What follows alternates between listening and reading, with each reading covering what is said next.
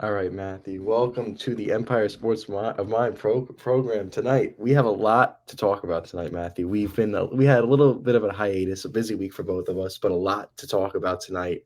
It's a week removed from that horrible Jets loss, some Yankees rumors to delve into, a Giants win against the Patriots. Rangers keep on rolling, the Knicks keep on rolling. So, Matthew, I think we're going to start tonight with the Yankees. Latest Juan Soto rumors. Are they going to land him? Andy Martino seems locked in on this story, updating us primarily every day. He's updating us with what names they're exchanging. And to me, it seems like they're pretty close on an agreement. I really expect this to get done by the end of winter meetings, that they're already exchanging all these names. I mean, I don't know if I'm as optimistic. I think that the Yankees in past years have I never since Garrett Cole and then that's 2019 and Stanton. I don't even count Stanton. It seems like they never get the top person on the market. It's always they make a supplementary move, one of the top five guys on the market, sure, but never the top guy. So I don't know. I just don't have confidence, honestly, in Brian Cashman and the Yankees right now. No, Juan Soto is going to cost projected $32 million this year, and I think it's crazy. First of all, that for the Yankees, we're concerned about cap this, cap that, salary cap, but ultimately, I think this is a player that's worth $50 million. Really, when you factor everything in, this guy plays. This guy's rarely hurt. 400 Mhm. on base percentage, power, eye, contact. Fielding is suspect, but it's not terrible. It's serviceable, and really, it's a five-tool player, and all five tools are superb. Really, so I think this is it's a can't miss opportunity. You'll never have another opportunity to acquire somebody like Juan Soto, and the bottom line is we've heard that the Yankees are reluctant to trade pieces like Schmidt, King, and others. The bottom line is players like Clark Schmidt, Michael King will never be players anywhere close to what Juan Soto has and will continue to be. Not to mention, how old is Juan Soto? 20, 23 years old, Yeah, 24 he's years old, 25. 25. Uh, Clark Schmidt is older. Michael King might be the same age. It's crazy. No, Juan Soto it would be the face of the. If they signed a 10-year deal, you would get 10 excellent years of Juan Soto. So I think it's a move that they have to make.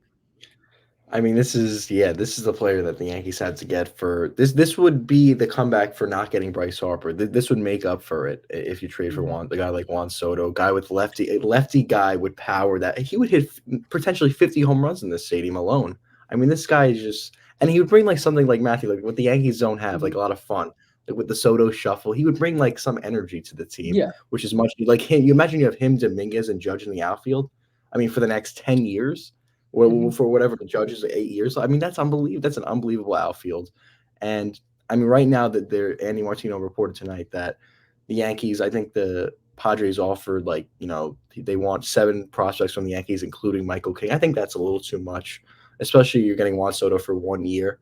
And you don't know if you're going to re-sign him just yet. I don't think he will re-sign right away because he's a Boris client, so they're going to want to test the free agency waters. Mhm. So you don't know if the Yankees are going to get him back. So right now it's technically still a 1 year rental. So I think 7 players is a little too much to give up. I don't care who those players are. I think 7 is just a little too much. So I think this is just negotiations and how things work, right? I think the Yeah, Yankees are going to try sure. to ploy up, King's value. All these guys on Twitter saying, "Oh, he's an elite. He could be an elite ace." That's not. That's just the Yankees and negotiation tactics. Padres are saying that the Yankees are not valuing Soto correctly. So it's Mhm. all negotiation ploy. And I think at the winter meetings there is a good chance that these two teams come to common ground. I really believe so, and I Mhm. hope I'm not wrong, Matthew, because I'm at a point now where if the Yankees do not land Soto, I'm gonna be heavily disappointed. I really am. Yeah. I mean, I agree, and I really I want to hammer down the point. He's 25 years old. You think of young guys on the Yankees, Ron Marinaccio. How old do you think he is? He's 28. I mean, it's his second Yeah, year in the league. He's 28. Johnny Brito, rookie, struggled. Oh, he's a rookie. He has time. He's 25. He's the same age as Juan Soto. Juan Soto's been doing this for 4 or 5 years at an elite level. Um, I see no signs of him slowing down. I think he's worth no, I think there's obviously bargaining technique, like how much you want to give up, how much you. But I think that's got to be fake. You got to fake it a little bit. You got to be like, oh, we don't want to give up that guy. But if the Padres say this is the final offer, or the Padres say we're actually going to trade him here elsewhere, you got to get the deal done. I don't really care what it takes. Michael King, Clark Schmidt. No, Clark Schmidt had almost a 5 ERA last year, and it's not like he was fantastic. He's the future ace of the staff. He's maybe has a chance to crack the rotation for a couple of years. So I think ultimately, I don't want to hear, the Padres were asking for too much. I don't think that's an acceptable answer anymore for a player like Juan Soto. And I think it fills so many needs, like you talked about, lefty. They're looking for outfielders. It fills so many needs, and I think it's a move that they have to make. I think they have to make it. Yeah. No, they absolutely do. I mean, the Padres, I mean, it's reported they want, a guy like Clark Schmidt, who's I believe under control for maybe 3 years. King is only under control for another 2 years. Mm-hmm. So, I mean, and I mean, look, he looked great at the end of last season, He did. actually, as a Yeah. starter, Matthew, so I mean, I would look to try your best to keep him, but if he's holding up the deal, that is unacceptable. If the Padres want him and that's the only way that you're going to get Juan Soto, you have to do it. Yeah, you But I have mean, to. you try your best not to trade him because starting pitching is still a need on your team. But if he's the only way you land him, you do it. Obviously, you pull the trigger there because of a player like Juan Soto. Even if you only have him for 1 year, it's worth it.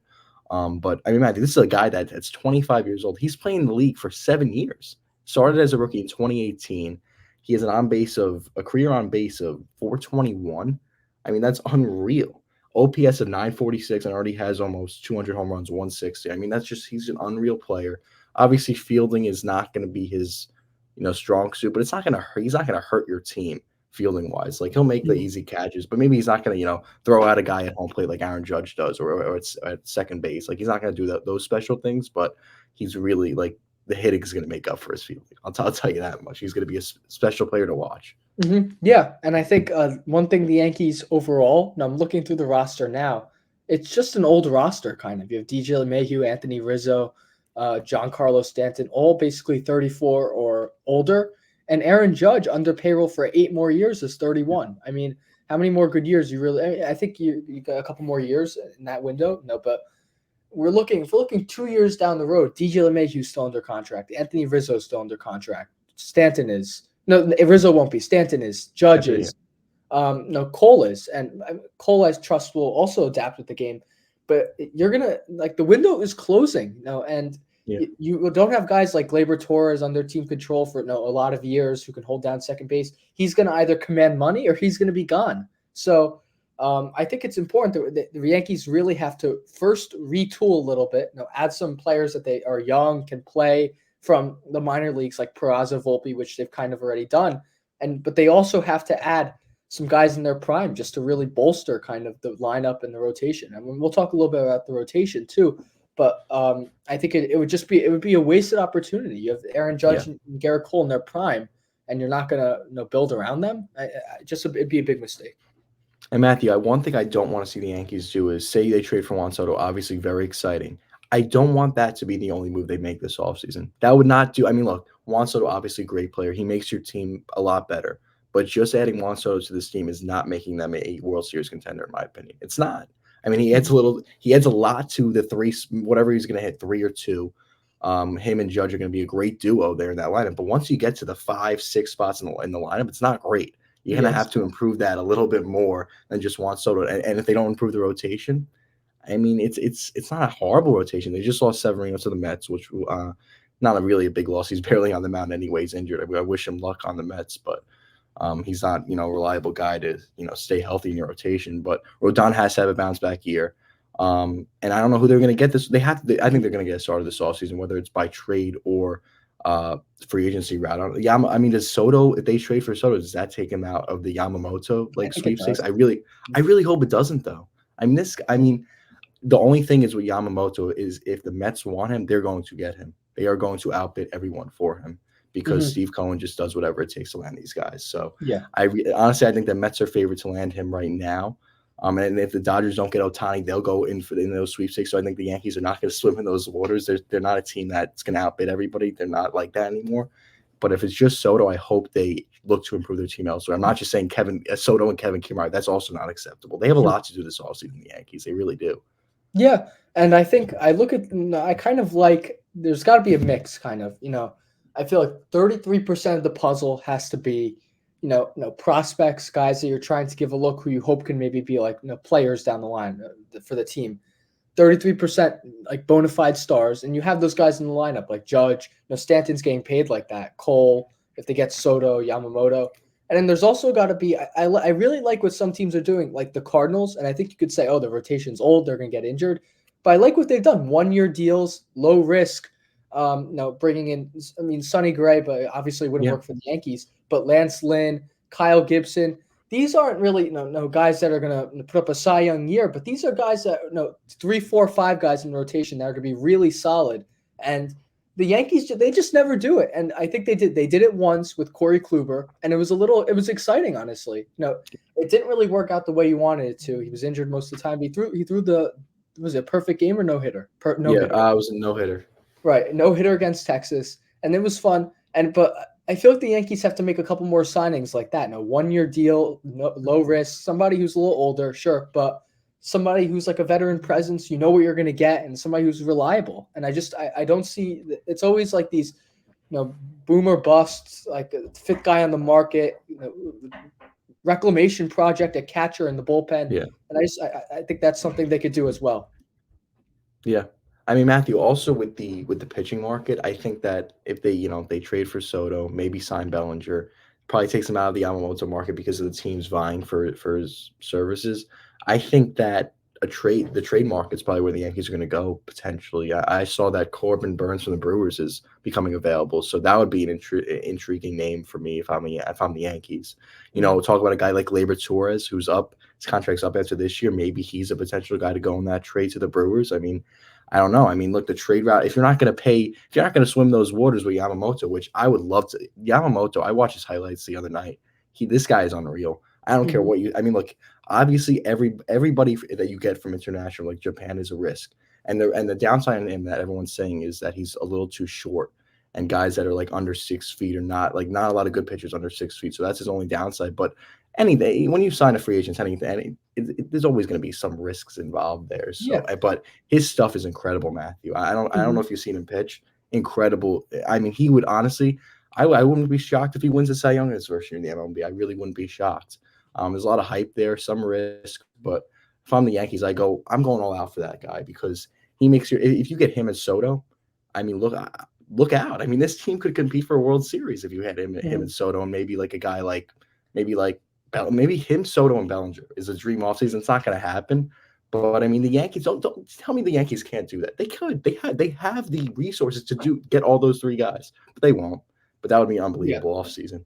I don't think they will. And even on Yamamoto saying he's too short, I think that typically when you're short, maybe you don't throw as hard, and there's like other kind of a defect that comes from you being too short. But with Yamamoto, it's just not the case. No, he throws hard. No, he has good stuff.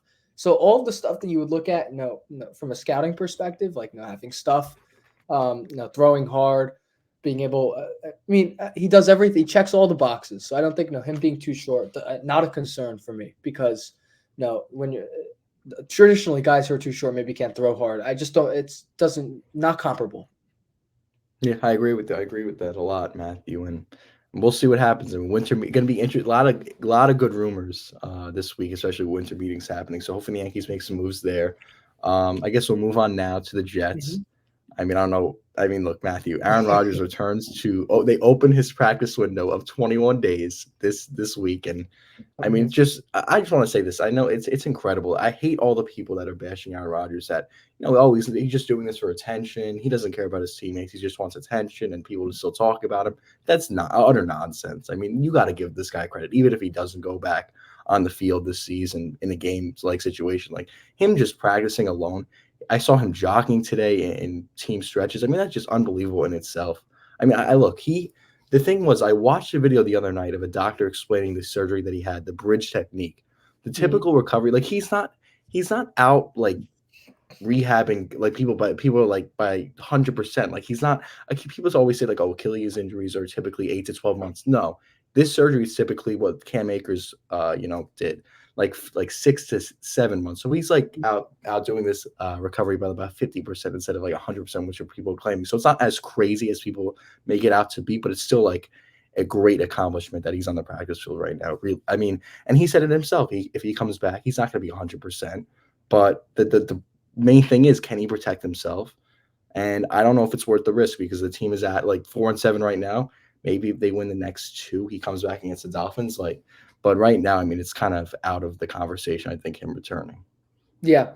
I mean, I'm not sure. And if the Jets aren't in contention, I mean, I know he said something like, "Oh, who cares if I tear my Achilles again?" But I do think it matters. Like how like I mean, how are you really going to come back from like two Achilles surgery? I mean, Yeah, it's not that he's not going to be able to come back. It's that like it does take a toll on you a little bit. Your ability to actually move around, even when you do recover, having two Achilles reattachments. So I think it yeah. matters a little bit. If the Jets aren't in contention, which let's be honest, it's just not trending that way. I don't see him coming back. So I mean, I don't even know if it's a question of if the Jets are going to make the playoffs or if the Jets can like remain 500 if he's going to come back. So I think if you win, the next couple games are winnable. Like the Yeah. I Falcons mean, this but week is a winnable game. No matter what you say, the Falcons are not like a great team. So this is a winnable game. Now you're 5-7. You do have to beat one of the Texans and Dolphins. Maybe let's say they split that. Then they're 6-8. Beat the Commanders 7-8. Beat the Browns 8-8. Beat the Patriots 9-8. It's not totally crazy, but I don't know if 9-1 gets you into the playoffs, which means that I don't know if it's worth Aaron Rodgers returning if they're mathematically out of playoff contention. But there's a chance there. No, the schedule it really does get easier. The only tough game left is the Dolphins and Texans. So I think I don't know, but I think that there might be an opportunity for Aaron Rodgers to come back because the Jets might just be in contention. Matthew, it's like Jets every week is like Silvio and the Sopranos. Just when I thought I was out, they pulled me Pull me back back in. in. I mean, it's the same thing every single week. I mean, this time I'm look, the Jets, according to ESPN, have like an under 1% chance of making the playoffs. So this is probably not going to happen. But I mean, there is a path. They There's do a path. still control their own destiny. If they get 10 wins, according to the New York Times playoff simulator projector, it's an 80% chance of making the playoffs if they But win they out. have So I to. They mean, basically have to run the table to get a. they To have get to win out. I mean, I think if you talked about them beating the Texans and Falcons and then losing to the Dolphins they have to win all those three games to make the playoffs. I mean, you can't I mean, lose yeah, any I'm more. not sure if 9 wins, 9-8 is like not really. No, the It could NFL. It's maybe not like the NBA where 20 teams make the playoffs. So a 9-8 record probably yeah, no, doesn't really get you in, especially with the AFC.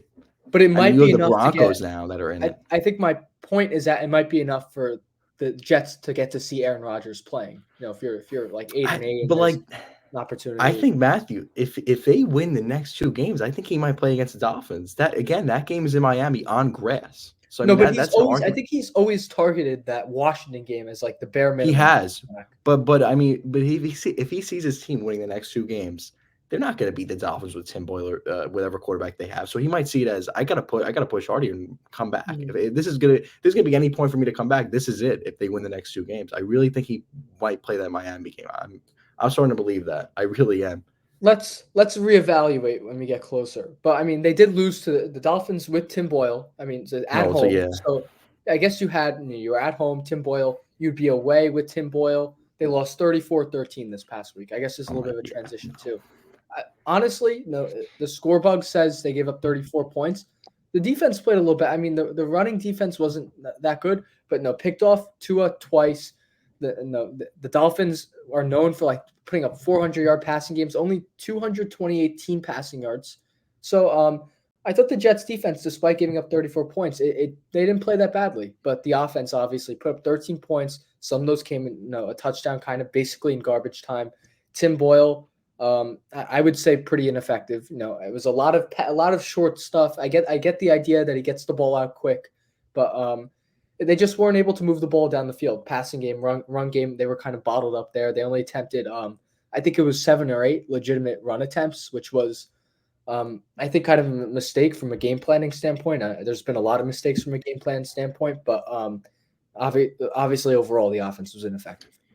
I mean, did Tim Boyle even get out the ball quickly? Like, I think he still got sacked. What was it? I gotta look at this right here. Seven He still times. got sacked 7 times. Did he even get the ball out quickly? I mean, Tim Boyle is just he's really, really bad. And I mean, we talked about maybe this team getting a spark from him playing. I didn't see any spark. I was at the game. I saw a team that was uninspired on offense. I mean, look, it's Nathaniel Hackett is the worst offensive coordinator I've seen this team have. He's honestly worse than what they had with Gase. I'm at that point now, Matthew. I mean, he is just so brutal. I mean, you have Tim Boyle, and he's taking 2-yard shots every play.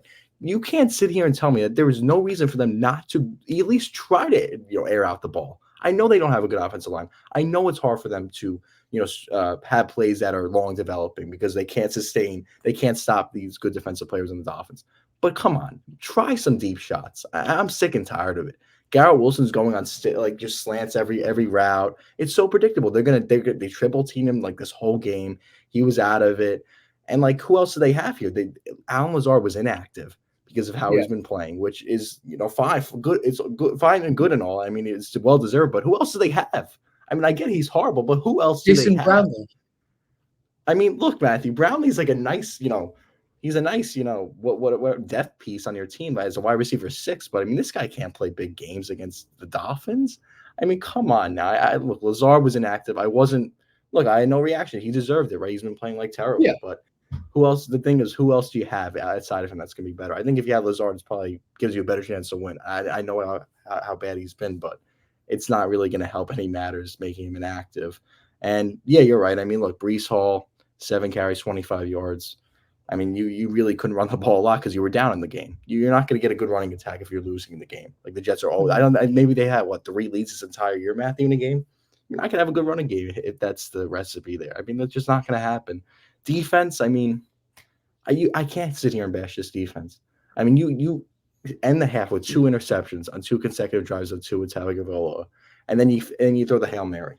I mean, how does that, Matthew? How does that play happen? I was sitting there at that game. The ball's up in the air, and I said to myself, "This guy's he caught it right in the end zone where I sit by." I said he's going to return this thing. I mean, it did not shock me one bit. And when he went to the end zone, my soul left my body. I mean, it was unbelievable. I thought they were in this game, but Matthew, I will tell you, when they got the pick 6 and they missed the extra point, I knew the game was over. That is such a Jets thing to do. Greg Zuerlein's been money this entire year. You get a pick 6 touchdown, defensive touchdown, and get back in the game, get to 10-7.5, and you miss the extra point, and you need a touchdown to tie it. Now I knew it was over. They couldn't score a touchdown. How are they going to tie it at 10-6? So, yeah, I mean, horrible game, very, very bad. Hey, at least they got an offensive touchdown there at the end to Garrett Wilson. That was a positive. Yeah. Finally, it's about time. I guess. Yeah, look, Matthew, let's be honest. Does Tim Boyle really give this shot? I think Zach Wilson still gives his team the best chance to win as quarterback. I really believe so. I think it's Trevor Siemian, and I don't know what I think there's no reason not to play Trevor Siemian this week and see what he's got. You got to at least see what he's got because he was competent. And I've talked about this multiple times with the Saints in 2021. He was serviceable. He wasn't great, but the offense was operable. And I think it represents the thing across. Do you really think that Tommy DeVito is better than Trevor Siemian, Tim Boyle, and Zach Wilson? No, all 3 of them? I don't think so. I think he might. I don't think he's naturally better than all 3 of those players. I think your coaching's better. I think the coaching is a big thing. I think you have to. Doesn't matter with the quarterback sometimes. I think even if you have a terrible, terrible quarterback, you're able to at least kind of maneuver and drop some open plays, take some deep shots, just kind of work it around, and it ends up working to some extent. And it's just not happening for the Jets. Doesn't matter who. I think it speaks more about the coaching at this point than it might. I mean, Tim Boyle and Zach Wilson, don't get me wrong, are 2 bad quarterbacks, but I think that if Trevor Siemian came in and it was more of the same, you really have to take a look at the coaching. Yeah, I mean, Matthew, I was on the train the other day and I was kind of bored. I was stuck of things to do, and I put on Hard Knocks episode 1 to see how far this team has come. And Matthew, I have to say you were right about the coaching offensively. They just were just not talking like just advanced, like very just simple talk. Hackett with the gold zone. Give me a break with the gold zone. I can't believe I was excited over this guy. I mean, he showed a lot of energy on the practice field at training camp, but during the games, he looks like a dud. He looks like, honestly, he looks like a guy that's like a drunk. I mean, he looks like a redneck drunk. I'm sorry, that might get me. I don't know. Like, to me, it looks like he's totally lost. Like, he designs these plays. I think half of the playbook is 4 verticals. They run 4 verticals a lot. How is that creative? This guy, and bottom line is, I just found this out. He is. I don't think like, the Packers. Rodgers always defends him, saying, "Oh, I won MVP, 2 MVPs in his system." Was it really Hackett's system? It was LaFleur's system. It was not Hackett's system. Maybe he had something to do with the collaboration of that system, but it was primarily Matt LaFleur's system. He called the plays LaFleur. It was not Yeah. Nathaniel Hackett's system. And you saw Nathaniel Hackett's system one year as a head coach in Denver stunk. Look at Terrible. Russell Wilson this year compared to last year, Matthew. Mhm. He has improved mightily. So Nathaniel Hackett is just the proof is out there, Matthew. The jury's out. He stinks as an offensive coordinator. I don't know how they go into next year with him. As I don't care if Rodgers is his friend. You have to sit him down and say, we're getting rid of this guy. And you could help us find an offensive coordinator. I mean, I don't know how you go into next year with Nathaniel Hackett as your offensive coordinator. I just don't get it. Yeah, no, John, it makes total sense that when somebody's hired to be a head coach or to be a manager in baseball or coach in hockey or whatever, that if you were somebody who's like a strategist, maybe you would surround yourself with a bench coach or with an assistant coach that can motivate the players. Or if you were a motivational coach, you would surround yourself with coordinators, bench coach, offensive coach, with somebody who really knows the X's and O's, really knows the strategy. And when I was watching Hard Knocks, it was like all these coaches are the same. Like they make cool analogies and they talk in they mention a lot of animals and TV shows, and it's cool and it's like fun to watch on TV. But at the same time, it was like Robert Saleh is a good motivational speaker, but where's the strategist on the staff? Who's like kind of compensates for maybe Saleh's lack of knowledge, which we've seen on the football field, and not knowing when to call timeouts, these kind of problems. Who's going to compensate for that? And they've surrounded with like the same people across motivational speakers, guys who can talk, but don't really know how to like actually scheme it up. So it's a big problem. And I don't know what the solution is. I think you said after the game, I don't know if you've calmed down a little bit, but in the media It's been a after week, the yeah. game, you said it's time to fire Robert Saleh. And I said, well, then you can't be off cycle with Joe Douglas. So if you fire Robert Saleh, you have to fire Joe Douglas too. But I mean, I don't know personally with Rodgers coming back next year, and I think this is kind of what you would kind of expect if Aaron Rodgers went down 4 snaps into the season. I wouldn't really expect the Jets to be a playoff team if Aaron Rodgers goes down, right before the season started. I would bring both them back, but I feel like it's becoming a legitimate question. Yeah, look, when Aaron Rodgers went down, the bottom line is the season was over, like in the sense of they're not a playoff team. But I mean, if this team doesn't win a game the rest of the year and they end up at 4-13, how do you bring the staff back? No, that's how do you sell to me that Joe Douglas and Robert Saleh deserve another chance, even with the Rodgers mulligan? Like honestly, I can't tell you that there's a good argument to be made if they end up 4-13. I think he has to get rid of them, and these next 6 games for them are critical. I don't know what it is. I don't know if Woody Johnson has told them that you have another chance for next year. I don't know. I don't think he has. I really think these next 6 games are going to decide whether they're back next year. If they lose all of them, I don't see a good argument to keep them, to be honest with you, Matthew. And honestly, I wouldn't blame the Jets if they let go of them. I'm at that point now where I get it if you keep them for one more year because you had the window with Rodgers, and it really wouldn't make sense to start over at GM and at head coach with him at quarterback. But if they let go of him, they did it to themselves. I'm not really going to get upset. And Matthew, did you see that Colgate commercial? And when did you see when that commercial? Yeah, we hold leads. We're gonna hold them, defend them, whatever. That aired right after the Fail Mary. I mean, does this franchise ever catch a break? I mean, it's like that's something made out of a movie. You have the Hail Mary return touchdown, 99 yards, and then the next commercial that plays is Robert Saleh brushing his teeth on the sideline after he's holding a lead. What lead is he holding? Have they had a lead all year? I mean, come on now. And Matthew, everyone pointed it out. He had a beard in that commercial. He only had a beard 3 weeks of the season, so he was filming that while we were under the losing streak that we're on right now. He filmed that. I mean, that is terrible. Yeah, I remember when he had the beard. Yeah, so bad. I mean, that just made me hate him. That made me hate him even more as a head coach. I mean, yeah, just the optics of doing that at this time that your team is under, unbelievable. I don't think there's been a lot of notably good things that Robert Saleh has done as head coach. It seems like there's been a lot of whiffs. It's timeouts. There's been a lot of problems. I think Joe Douglas gets some slack. Had that really good, not really good, like a franchise altering draft. Matthew, I want to say one thing about that draft. I mean, look, he had a great draft, right? But I mean, we all know I could have picked Garrett Wilson, Sauce Gardner, and Jermaine Johnson. You could have done the same. I mean, let's be honest. I get that he so deserves credit for that draft. It was great, and he traded back up in the first round to get Jermaine The Johnson. But trades. the trades, yes, but we could have all picked Sauce Gardner and Garrett Wilson. We all knew they were great players. So I get that draft. It helps him. I think that's the only reason why he still has his job, that draft. But look at the other drafts. Look at how he's tried to build an offensive line. It's failed. And look, that's what I was getting to. I would say, Yeah. he had that one franchise-altering draft, and I don't really care if I would have picked it, you would have picked it. It happened, like it was a good draft. Yeah. But like you said, the rest has been really suspect. Not a lot of planning at tackle this year.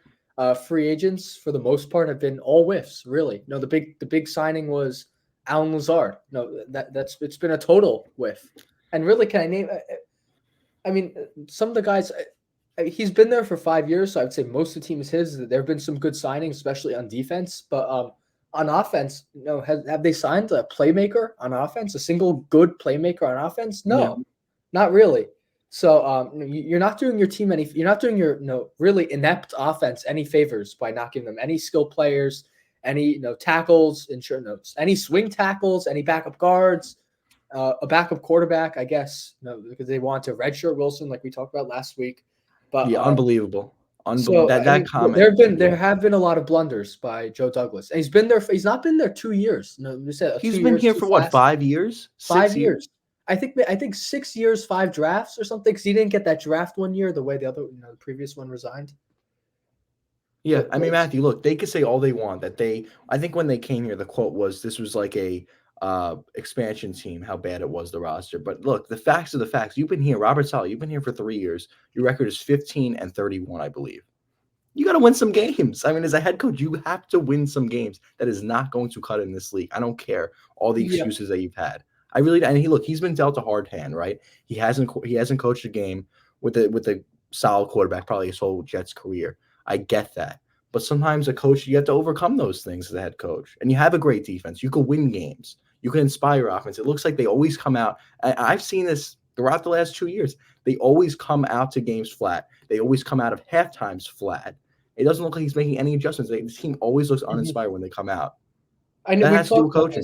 Yeah, we've talked about this, but the first drive of the game is totally scripted. I mean, we've said this before. You should know exactly what the first play, the second play, the third play of the game is going to be. And so when that's not working, it's really indicative of coaching. You know what looks the defense is going to give you first couple plays of the game. So it's indicative of coaching. And then the last thing I'll say is, I sent this to you as well, but list of head coaching records for the Jets franchise, really abysmal. I think one guy above 500. Bill Parcells above 500. Bill Parcells, best coach I've ever had. One guy at 500 and everyone else below 500. Really, it was a little sad. I felt like the Jets, maybe very sad. When I wasn't alive in the 70s and 80s, maybe they were okay, but they've just never had good years, and it's unfortunate. But it's indicative of ownership too. There's been pretty constant ownership, and to have so much failure year after year, I think extends a little more beyond just luck. I do believe so. I mean, I think Woody Johnson, I'm not sure the year that he took over. I believe maybe it was the late 2000s. No, early 2000. What am I talking about? Late 2000s. Early 2000s. I'll look it up. Yeah. Maybe late 90s. I don't know exactly. You can look that up. I don't think it's been that long that he's been the owner, maybe 20 January years. 2000. But they haven't been good. 2000. They haven't been good. They had, ever since then, they had maybe, 4 good years? Under Rex Ryan, they made it to 2 AFC championships in a row. Those were 2 good years you had. But Matthew, the constant theme is they never had a good offense, a great offense. Like those years, even that they made the AFC championships, their defense carried them to those. I mean, let's be honest. What is like Mark Sanchez? He was good in those playoffs, right? He came up big, had 2 touchdowns, threw some touchdown passes in key situations, but they have never had a great offense. And in a league that's offensive heavy, the league is the rules in this league is to help the offenses, and they still can't construct a good offense. It's unbelievable. It really is unreal. I mean, Matthew, I just don't know. I really don't know. And look, I'll be excited for next year when Rodgers comes back. But with this coaching staff, like if it stays the same, I have a lot of doubts. Even if they trade for Devontae Adams, even if they bolster their offensive line, I still have a lot of doubts because even if they bolster the offensive line, Do I trust Joe Douglas that these guys are going to stay healthy? Every guy he drafts, every guy he signs gets Yeah. hurt. That has to do with scouting these guys and seeing if they can stay healthy. Because Elijah Vera Tucker, great player, great pick by Joe Douglas. He just can't stay on the field. And Yeah. this is a recurring thing. You can't trust that he's going to stay healthy. If you re-sign Becton, you can't trust that he's Oh, going to stay definitely not. healthy. Yeah. And then McGovern got hurt. I mean, there's a lot of guys that he signed here. I understand the injury is part luck, but also this has to do with scouting these guys, in my opinion. Yeah, and I think there's also the turf at MetLife, which has been a problem, Oh, obviously. that's But terrible. let's move on to the Giants defeating the Patriots. Again, it's tough for me because I'm watching this game, and it wasn't like the offense was super explosive. Obviously, only 10 points scored, final score being 10-7. But it's I do enjoy. Tanking is not fun for what it's worth. Unless you're in week 18, it's the final week of the season. You're like, oh, let's just lose this game and get it over with. Tanking is not really fun. Like in the last couple moments of the game, I'm kind of like, I'm like, oh, maybe it wouldn't be so bad. It's nice to see the It Giants sucks. win It sometimes. sucks. So, mixed feelings about the win, but obviously the Patriots situation is it's worse than the Giants for sure. I mean, I don't know what they have going on there. Matthew, I mean, this draft is actually getting very interesting too because I have heavy doubts about Caleb Williams. And I'm not a guy who's watching film on these guys every day and scouting them and evaluating them and putting writing up evaluations. I'm not that type of guy, but seeing how his season has ended at USC this year hasn't been good. He's crying after games. Like his attitude doesn't look like he is cut for the NFL. I'm not saying he's not going to be a great player, but right now, I think that there's possibility that he's not the first overall pick and that he's not this generational talent as people have claimed him to be. I really and he's a small quarterback. I do not like small quarterbacks. I really don't. I understand there's some exceptions, Russell Wilson, Drew Brees over the years, but more often than not, you need a guy over 6'3" that has a big body that could also be mobile as well. But I just don't like small quarterbacks, so that adds to the equation.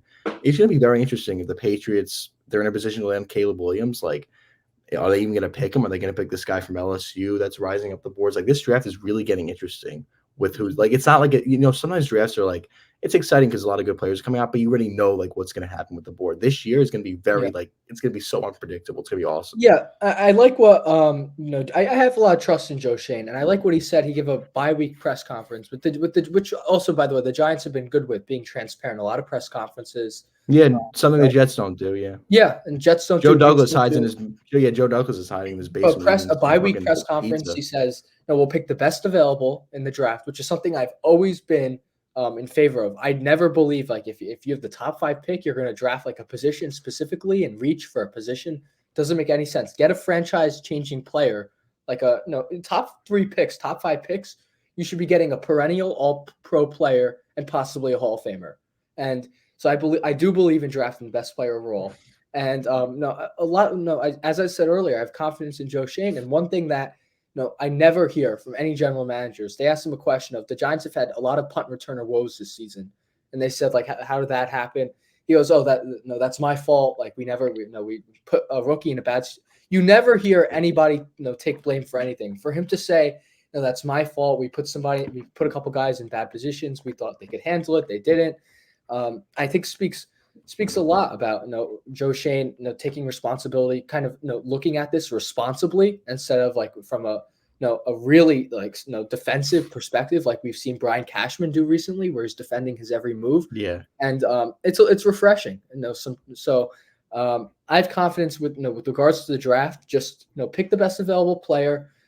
In later rounds, maybe you pick for a little bit of need, but the Giants are still going to have a good pick. They're 4-8. I saw there's also 1% path to the playoffs. The schedule gets easy, but realistically, they're going to have a top 10 pick, and it's important to nail it this year because the Giants are they are in a tough spot at quarterback. Like you're stuck with Daniel Jones, $45 million next year. I know after that they can get rid of him, but they're not in the perfect spot. So it's important to have a good draft this year. they're not. And I mean, look, there's so many good players. I mean, the quarterback class is incredible this year, but there are so many other players that are also incredible. Marvin Harrison, you have that tight end from Georgia, Bowers. There's so many good talent. There's so many, like even like a wide receiver from LSU, don't know his name, but he's also incredible. Like there's a good wide receiver draft, good offensive draft. So I mean, I think the Giants still have to go quarterback. I mean, you can't sell it to me that you're going to go with Daniel Jones as your guy. You're going to pick a guy like Marvin Harrison. Like you have to pick a quarterback, especially in this class. Matthew, I really, honestly, for you, I love that kid from LSU, Caleb Daniels. Love him. I mean, this Mhm. guy is a huge guy. He's like, I believe he's 6'4", can run like Lamar Jackson, can make throws in the pocket like Trevor Lawrence. Like he is so. I think he's my favorite quarterback in this draft. It might change, but if I was you, I would root for the Giants to get this kid. He's going to be special. I really believe so. I mean, look, I think that there's a lot of different possibilities, and like I think we don't kind of see a lot of two things. First of all, you draft a quarterback in the first round, and you let him kind of sit for a couple games, let him learn, let it soak it Yeah, in. We've talked about this, and also what we've talked about.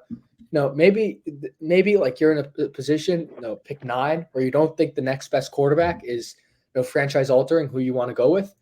Pick somebody in the third round, somebody who can, if Daniel Jones get injured, is going to be a serviceable backup and has the chance to become a starter at some point, maybe. And if he's a good backup for his career, honestly, for a fourth round pick at quarterback, that's a valuable position. It's not a bad pick to get a backup quarterback in like the fourth round.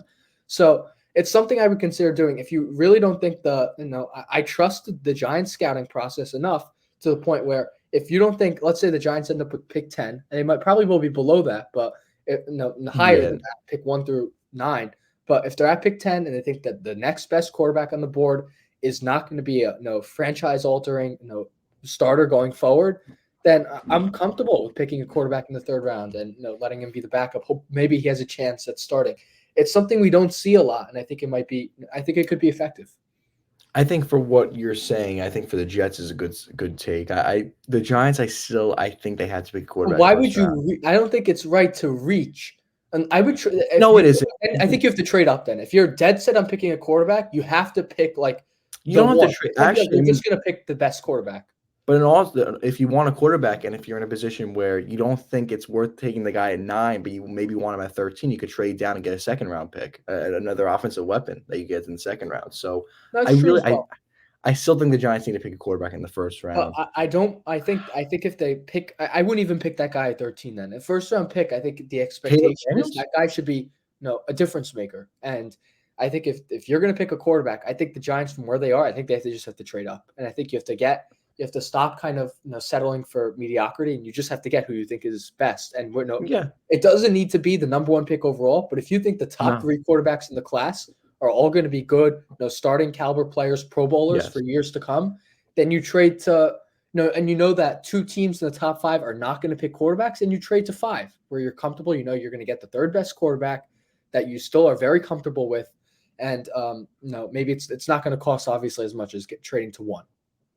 Yeah, I think there's, in my opinion, and I'm not, and obviously if you're the Giants, you trust their evaluation, but in my opinion, it's not. You don't take a lot of stock of it, but the 3 best quarterbacks in this draft are, Caleb Williams, I think Drake May, and Caleb Daniels from LSU. I love Drake May a lot. He's a huge kid from UNC. They got other guys, Bo Nix, and who's that other kid from Washington? I don't trust Michael Pac. Penix, right? Michael Penix, packed 12 quarterbacks, very risky because if you I look don't at know their about that. highlights, Matthew, they have so much time in the pocket. They Yeah, but never that's get the problem. pressured. That might be who you That is end up that is picking at 13. yeah, I would not do it.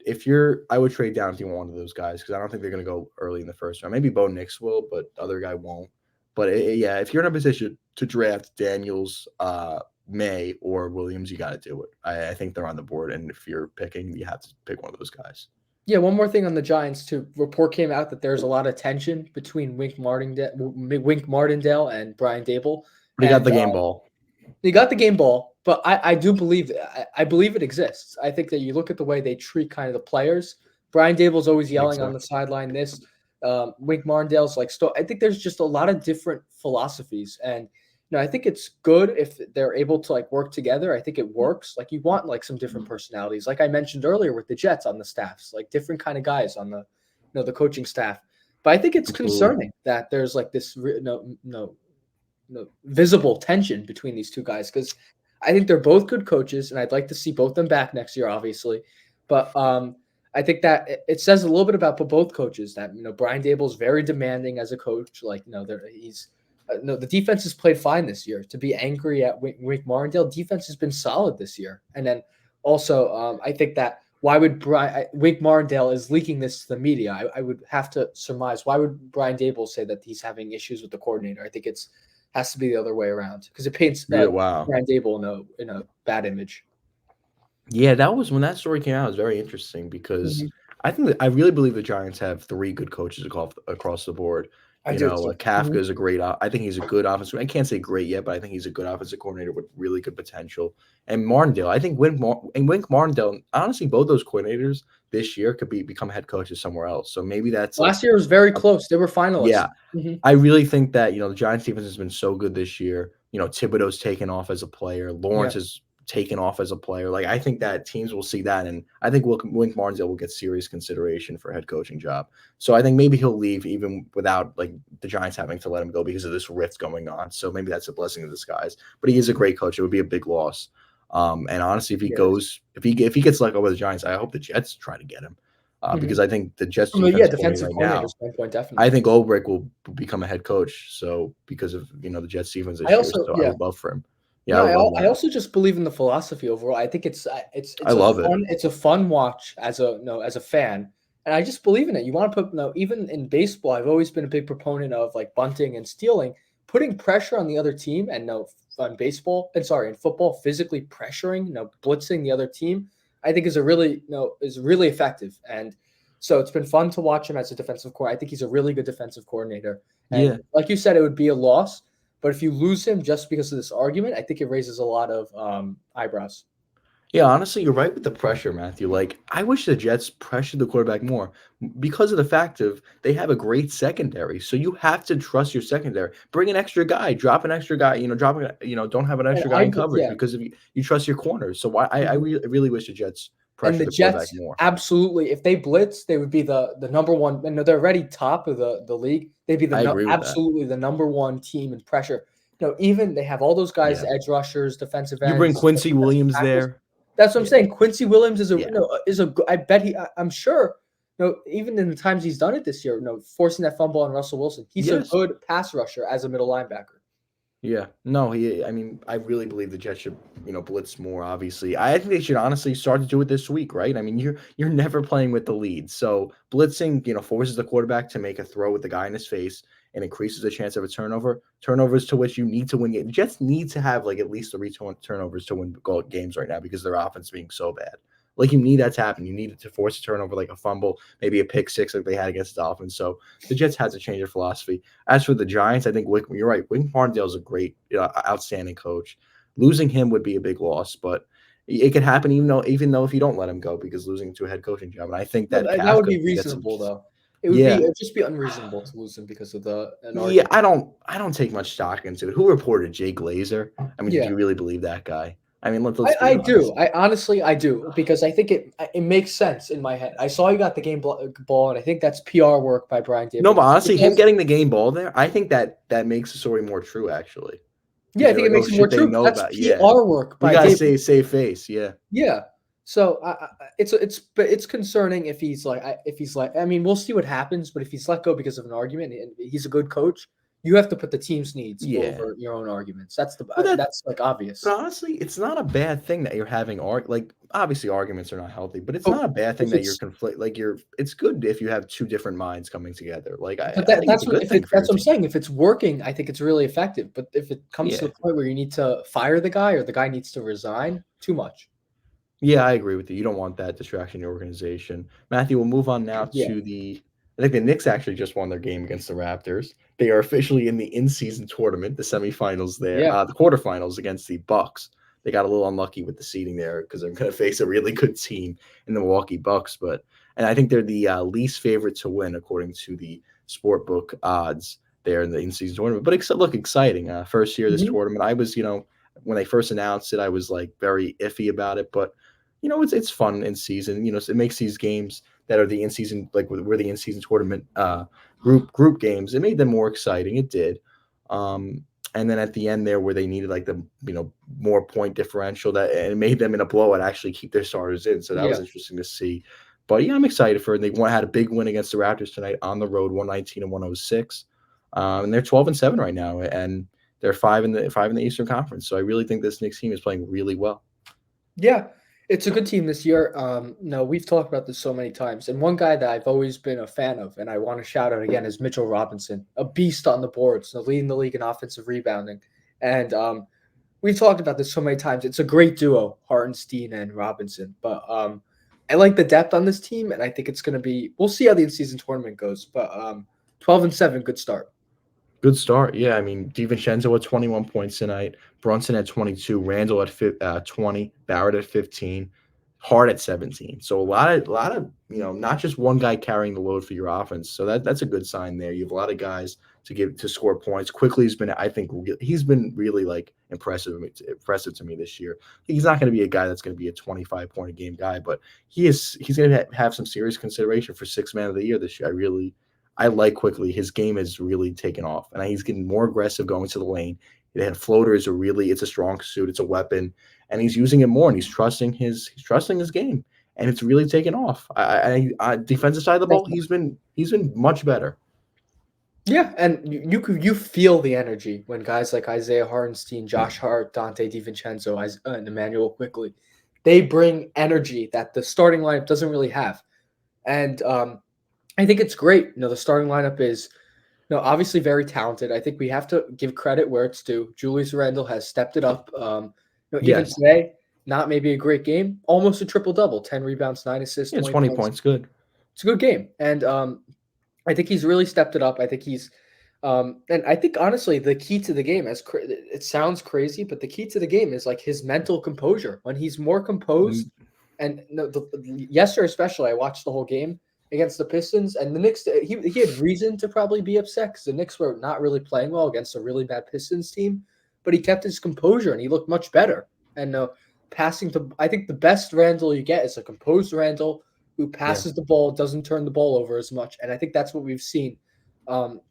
Maybe not in those first 5-6 games to start the year, but over the past 10 games, I think he's been much better.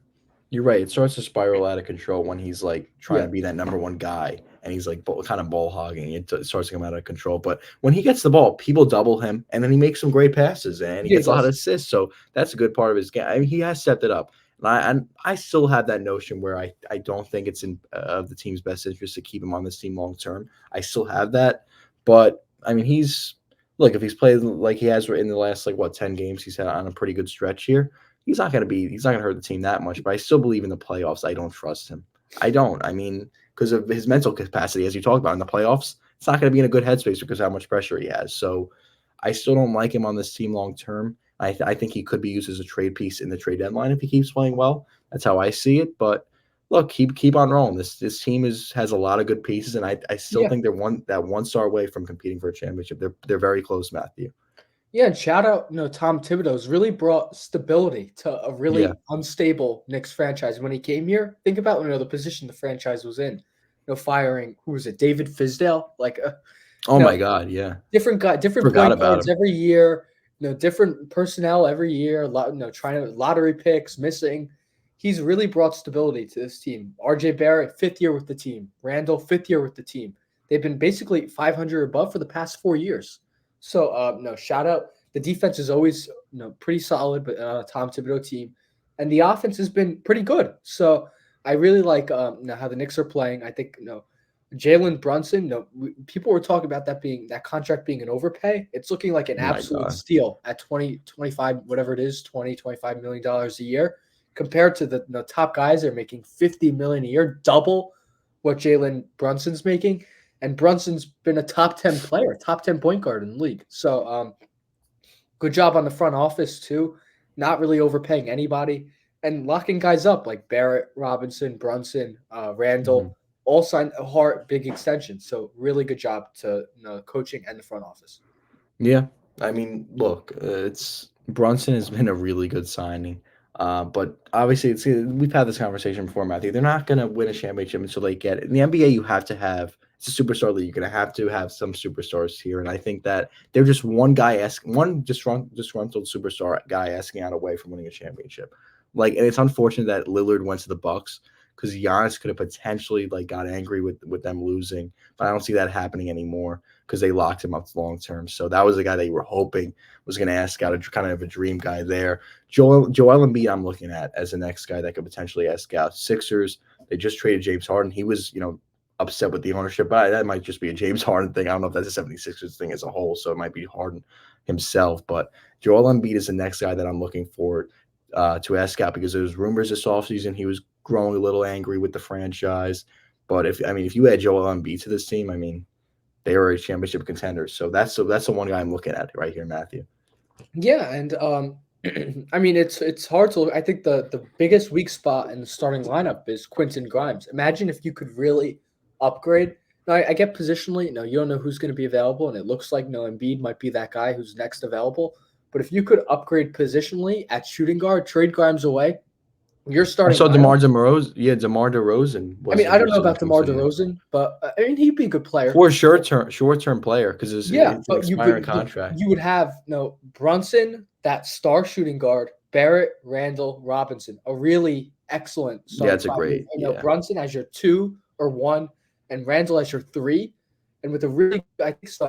Honestly, positionally, it would work out if somebody like. I'm looking across. I don't know who's going to become available, but Doncic, is he going to become available? Shea Gilgeous-Alexander. Yeah. They're dream examples. I don't really know what's going to happen, but if there was a good shooting guard that became like a really good shooting guard that became available, it could be, really, really good. Matthew, Luka Doncic. If he asks out, it might be a good idea, honestly. Doncic. Unbelievable. How are the Mavericks doing this year? That's the thing. Look, you had this. NBA could change in one week. These guys could get angry, and then they're 11-7. They're going for it. They got Kyrie Irving. You got to root for their downfall. Kyrie has to. Mark Cuban sold the team. Maybe there's like he did. I think he's still running things there though. He's running the basketball operations, but he sold his stakes in the team. Hey, did you see? What did he sell it for? Like $2 billion, was it? I think $3.4 billion. I think he bought it. I think he bought the franchise for like $300 million. Yeah, obviously, all these guys are cashing out that are buying the That is unbelievable. Yeah. If I was owner for a franchise right now, I would just cash out. Honestly, like Mark Cuban. I want to see championship. I would too. But Mark, what an investment. Yeah.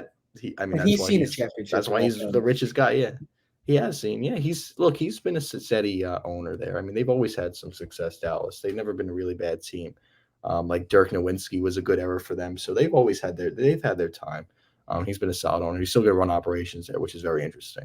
Mm-hmm. Yeah, I think that covers it for the Knicks. So let's do Rangers talk. Let's do some Rangers. This episode's going to be a little long, but that's okay. That's all right. Rangers on fire still. It seems like every time they have a loss, maybe they're going to cool down, and they bounce back with 3 or 4 wins in a row. So, still on a torrid pace, 16-4-1.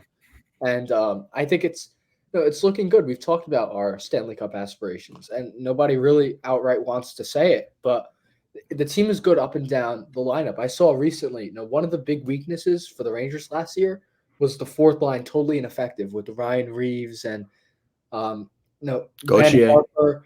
They had Jared Tenorti, some really bad six defensemen and back end guys on the fourth line. And this year, I looked at the advanced metrics, and guys like Jimmy Vesey, Tyler Pitlick, Zach Jones even as a 7th defenseman, and obviously Eric Gustafson have been outstanding, really. And the fourth line, you're getting positive production from the fourth line. It tells you a lot. So up and down the lineup, I think that's when you have 4, you can roll 4 good lines and roll 3 good defensive pairings. You're in a good spot, and you could run also 2 good goalies so far this year. So everything is clicking. Matthew, you talk about the fourth line, Bonino. Yeah.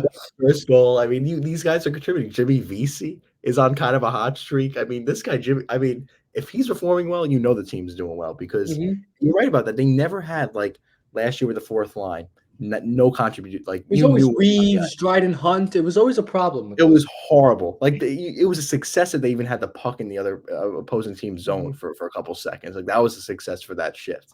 Now it's like you're looking at these guys as like not scoring threats, but like they could get a deflection goal. They could make something happen. They get it to the net. That's what I'm noticing more. They get it to the net, these guys in the third and fourth line. Like it's a lot of north and south hockey being played rather than east and west was going on last year. So that's coaching. Laviolette has done an incredible job. I really can't say how much he's done for this franchise. I mean, he's changed it completely. I mean, Panarin is playing unbelievable. Lafreniere, Matthew. I mean, he is just on like the game against the Red Wings the other night. He was the best player on the ice by far. I mean, he was really taking over that, and you just see him playing with so much confidence that he did not have previously in his career. Like he's with the puck and he has some swag. Like he's flying out there. Maybe that was his problem why he seemed so slow on the ice. He just didn't have confidence. He was scared Mhm. out there. Now it looks like he's a completely different player. And he's honestly, he might sniff 60 points this year, which is a huge step for him. No, and what's worth mentioning at this point is I'm looking at the roster from last year. I'm just going to read off some of the names and the number of games they played. Julien Gauthier, 40 games. Kratsov, 28. Harper, 42. Sammy Blais, 40. Ryan Oh man, he's Carpenter, terrible. 22. Brodzinski, 17.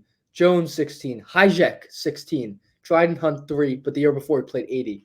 Jake Leishison, 13. I Oh, barely remember. Lashuzhin. Yeah, Lecision, Lashuzhin. I think yeah, Lecision or whatever, and Ryan Reeves 12. These guys, all of these guys listed, gave you zero production. And the fact Matthew, of the matter is, how many points do some of those guys have? Like how many I'll points read did off the Blay have? point totals now. Gauthier 9, Kratsov 6, Harper 6, Blais 5, Mikola 3. I shouldn't have counted any Mikola. Carpenter 3, Brodzinski 2, Jones 2, Hajek 1, Hunt 1, So bad. Lecision 0 in 13 games, and Reeves 0. But all of these guys listed played more than 10 games. I mean, a Yeah, lot of them that's played bad. 40 games. Those were your bottom two lines and your last defensive pairing, and they gave you absolutely negative production. So these guys, if they were in the lineup, it would be right now. Any of these guys, it would be such a huge downgrade. So I think it speaks Yes. a lot to the depth the Rangers have this year, and also Drury, the moves he's made in the offseason to address Yeah. that. It's been impressive, and I mean, honestly, last year was a really good example of the Rangers just being power play merchants. Like they would be great on the power play, 5-on-5. Even guys like Mika, who's has struggled this year also in 5-on-5, but they're Mhm. improving as of late on 5-on-5 the last few games. But last year they were not good 5-on-5 team. The Rangers were one of the league's worst 5-on-5 teams, and that showed in the playoffs, right? I mean, they got off to a 2-0 lead against the Devils and just couldn't score a goal the next 4 games. They couldn't score a goal because they didn't have a lot of power plays. They weren't taking penalties. So yeah, I mean the Rangers this year, it's night and day. It really is, and it's still early in the season. But you still, I mean, what are we, a quarter into the season, 20 Yeah, games? So I quarter, mean, quarter. it's not early, not that early to say that the Rangers are. I think right now they're the favorite to win the cup, right? I mean, you have teams like Carolina who's starting to come on as of late.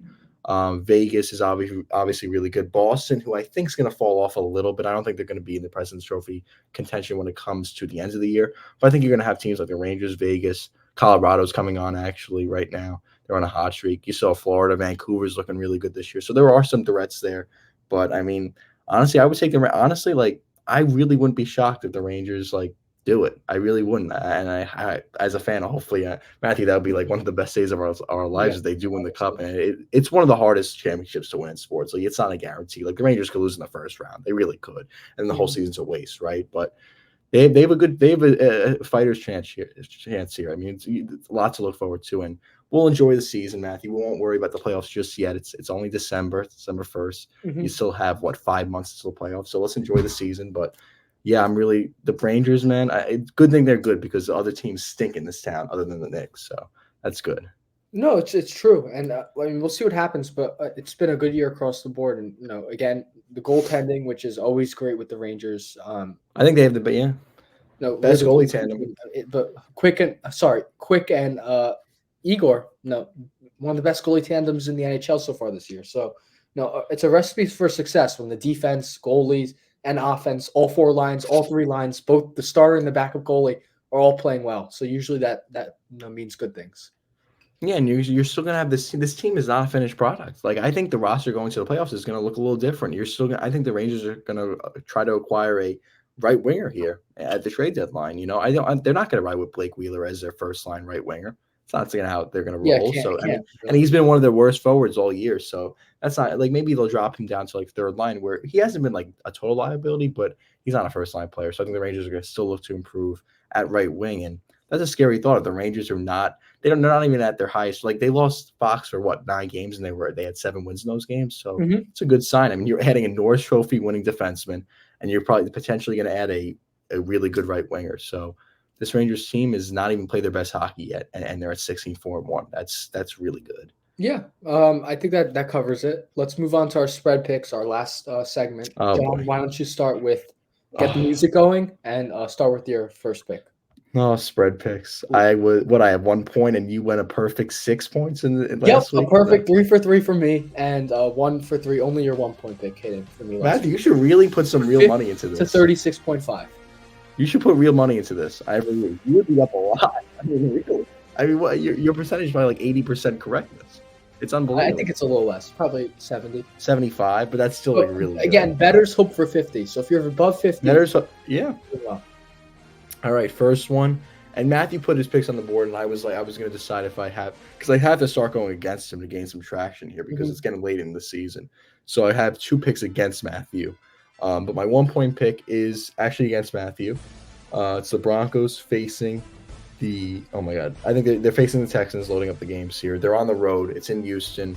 Line is Houston by 3. Houston coming off that loss against Jacksonville. Broncos are on, a 5-game winning streak now? They start off 1-5. They're 6-5, back in the playoff race. Sean Payton, Russell Wilson, really looking really good as of late there.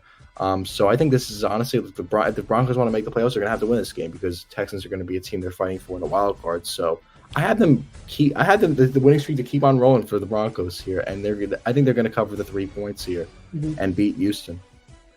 Yeah, there are usually 2 things I believe in when looking for picks. I believe in like bounce backs, like really coming in and playing motivated football. And I also believe in overconfidence. So Broncos we talked about, yeah, they're on a tear, 5-game win streak, but I believe that leads to complacency in some aspects, especially with the Broncos. It's not like it's a good offense, but it's not a super talented defense. And the Texans are a good team, and I think that. When you have those 2 things working against each other, a team that's looking to bounce back after a tough loss and make the playoffs, and a team that's riding a 5-game win streak and might be a little overconfident, I have the Texans. All right, for my 2-point pick, I'm going to a game where I just don't understand the line in this game. And, I mean, the Eagles are at home. They're 10-1, facing a great team in the 49ers, but they are home underdogs at 10-1. That's why the first time we've ever seen a thing like this. It's a very strange line. Maybe Vegas knows something that we don't.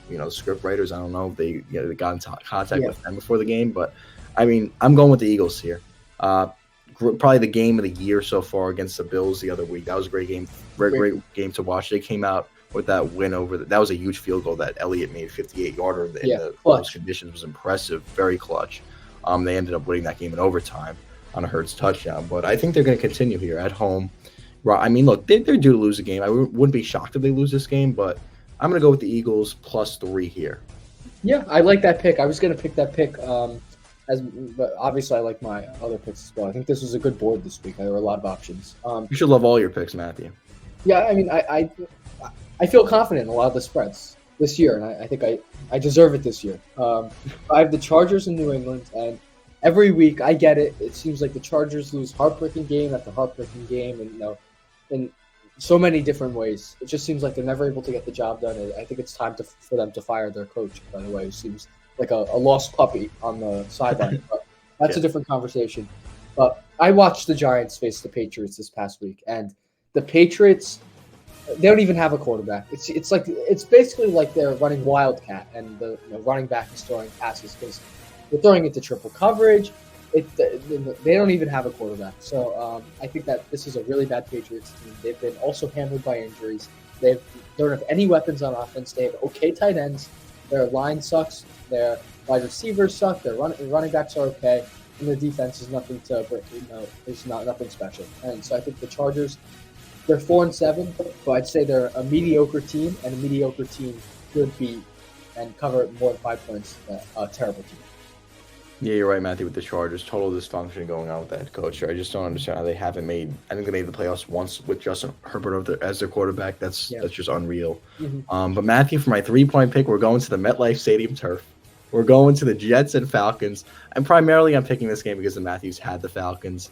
-2, we'll talk about this and that in a little bit. But, look, Jets are in need of a win. Rodgers comes back to practice this week. If we said it, that they win the next 2 games, I think he's going to play against Miami. The grass there in Miami, I think he'll come out, Rodgers. But they're going to have to win the next 2 games for that to even be a possibility. And it starts this week against the Falcons. I mean, I'm talking. I don't even believe what I'm saying, to be honest with you. I think the Jets are honestly going to lose this game, but the line is they're 2 point Maybe underdogs they'll at lose by home. one. Maybe We'll they'll see. lose by one. That's what I'm going at here. But look, Yeah, I Jets could just plus tell when two. you were giving that explanation. Yeah, The way for giving this is you want to face me, and yes, you're cheering on the Jets, and yes, maybe you're hopeful that they can make the 1% yeah. playoff run. But the fact of the matter is, Tim Boyle is starting this game at quarterback, and Atlanta is been not. It's not been good. They've not been good this year, but they do have some weapons. Obviously, really special running back talent in Bijan Yeah. Robinson, and I think that the Jets, even if you compare two bad quarterbacks like Tim Boyle and Desmond Ridder for the Falcons, I mean, you'll see the dysfunction on similar levels, in that there's no talent at quarterback and no limited kind of weapons on offense at wide receiver. Only really Drake London. All these other wide receivers are negligible. I think the big difference here is going to be play calling on offense. I think the Falcons are going to be, even with a bad quarterback, not great offensive line. Kyle Pitts obviously been disappointing. Not great wide receiver weapons, are going to be able to move the ball down the field much better than the Jets with Garrett Wilson and Brees Hall. And they still have a couple weapons, but I think you're going to see how even the Falcons with not great coaching are going to really outclass the specifically Wow. Jets offensive coordinator Nathaniel Hackett. No, Matthew. I really see this game playing out similar to the Raiders game, where the Jets, it's going to be like a 16-10 game. Like, it's going to be very low scoring. I think Desmond Ridder, the Jets are not going to allow much over on him because of how bad of a quarterback he is and limited weapons. But I could honestly see Bijan taking over this game because the Jets' run defense has been suspect this year. Mm-hmm. That's probably their only weakness, and Bijan's a special talent. The bottom line is if the Falcons are gonna give him carries, because it's been kind of weird the amount of carries. I think as of late they're giving him a lot of the carries, It's but a little it's strange. been kind of odd because he's honestly has the potential to be one of the best running backs in the league. He's a special talent, and he could take over this game, and he probably will, and the Jets will end up losing. I just don't have no faith in Tim Boyle scoring points. Yeah, I mean, we'll see how this goes. Obviously, we'll break it all down next week, but no, this might be, for better or worse, two bad teams. It might be a competitive game, so that might be worth watching in that aspect. The Giants are on their bye this week, no game, so we won't have a game to break down next week. But they face the Packers in not this week, next week. So we'll discuss the Jets win/loss. We'll see how they do. The Rangers. No, maybe the Yankees, see if they made a move by next week. We'll have it all next week, and it was a good episode. Yeah, Matthew, great episode as always, and we'll see you guys next time.